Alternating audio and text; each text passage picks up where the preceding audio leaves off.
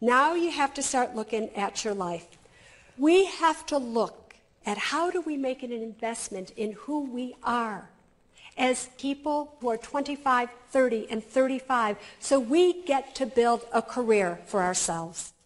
So the goal here is going to be as follows. Rather than you being in a situation where you are dependent on a paycheck, I want you to get into a situation where those who give you a paycheck are dependent upon you. Did you hear that? That can happen. But in order to do that, you need time to make your mark so that you are noticed by those who you're working for. I want to tell you a story that I did with a woman by the name of Lauren. This is a true life story, and this is how you start to go from being broke to not being broke and working in a situation that you want. Here's Lauren, 21 years of age, and she wants to be a shoe designer. She gives her application to every single place in New York City, and everybody turns her down. She doesn't know what to do. She's talking to me about it. And one day, a friend of her mother's offers her a job for $65,000 a year as a toy designer for this woman's company. Lauren comes to me and says, Susie, $65,000 a year. I have to take this job. And I said, Lauren, do you want to be a toy designer? And she said, no, but Susie, I'm being a waitress right now. I'm doing things I don't want to do. The shoe places haven't answered me yet. This is $65,000 a year. I said, Lauren, I am asking you not to take this job. If there was ever a time in your life to stick by what you want to become, now is the time. Now is not the time for you to work for money. Now is the time for you to work for something that you love and you want to be for the rest of your life. She stuck by that. She turned it down. She didn't talk to me for almost 2 months after that. But what happened was she got a job in a shoe company in New York City for under $30,000 a year. And she says to me, all right, after taxes, after everything in New York City, can you tell me, Suze Orman, how do you expect for me to make it? I said, well, Lauren, we'll get to that in 1 second, but here are the rules of this game. If this is a company that you want to develop a career with, which it is, this is what you need to do. They want you to be there at 8 o'clock, get there at 7. You're supposed to leave at 5, stay until 8 or 9. Come in on Saturdays. You come in and work and do everything that they ask you and everything that they don't ask you. And you are not to ask them for a pay raise. This is not about money. This is about you establishing yourself to this company as the greatest worker they have ever seen, bar none. And she did that.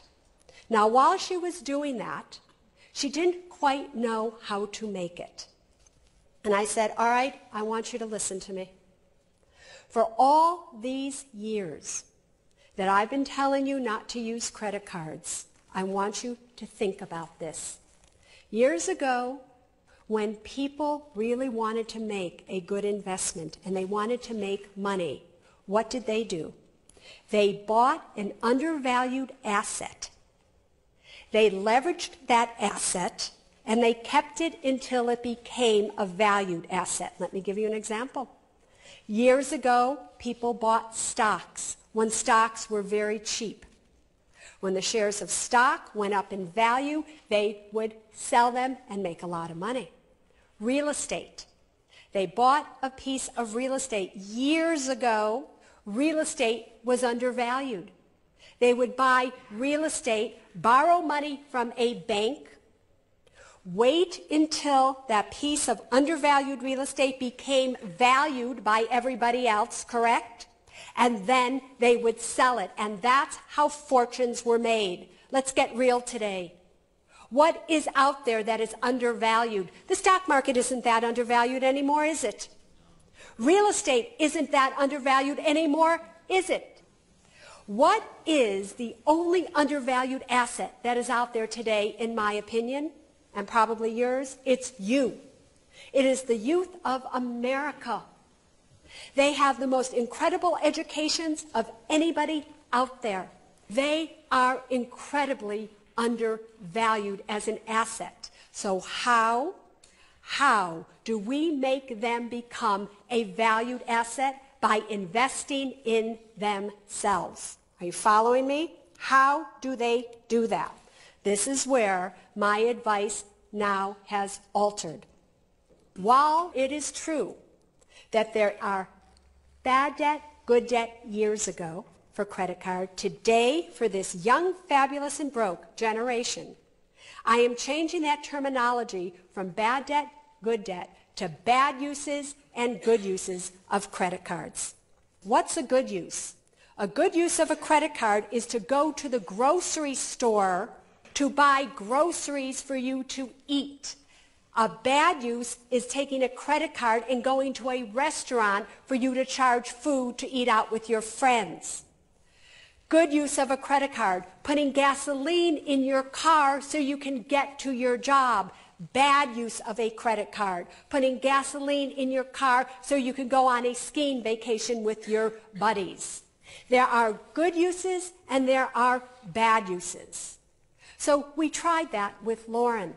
And during those months when she was getting by, because she was using her credit card for good uses, coming in at 7 in the morning, leaving at 8 o'clock at night, every single person at this shoe company was noticing her.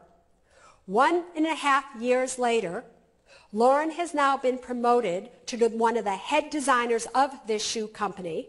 She is making a seriously good salary, stock options, and everything else. And guess what? She is now in the position where she doesn't need to use her credit cards anymore, and she now is making enough money that she will be able to pay back the debt very easily in just a few months that she accumulated on this credit card. What was the goal when I started this? The goal was for those that you are dependent on a paycheck for right now, for them to become dependent upon you. When you give your all to the place that you're working, when you're first starting out, trust me, they will notice you and they will want you. Let's go back to Lauren for another second. When Lauren knew she was going to get this promotion, she came back to me and said, all right, I want to go in there and I want to ask them for this much money. And I said, you are not to go in there and ask them for a penny. Do you hear me? She said, oh my God, when is this going to stop with you, Susie? She said, what are you talking about? I said, Lauren, you are now essentially 23, 24 years of age. You have a lifetime ahead of you to make the big bucks. If you make the importance of your work money rather than what you do, you have blown it. You are now like every other person out there. And your boss, your employer, everybody will go, oh, just somebody else who wants more money. The money will come after you yourself have proven yourself and continue to prove yourself to this company. Without asking, this company actually gave her what she wanted. And don't think that they did not take note that she did not ask them for the money. Lauren is now in a situation where many of you deserve to be in, but your priorities have got to be in order. You have got to understand, are you going for a job that just keeps you from being kind of broke? Or are you going for a career that you will love going to every single day for the rest of your life, so that in fact you can then love it, want to be there more? The more you're there, the more you're noticed, the more you're noticed, the more money you make, the quicker you're out of broke. Am I making sense to you? All right.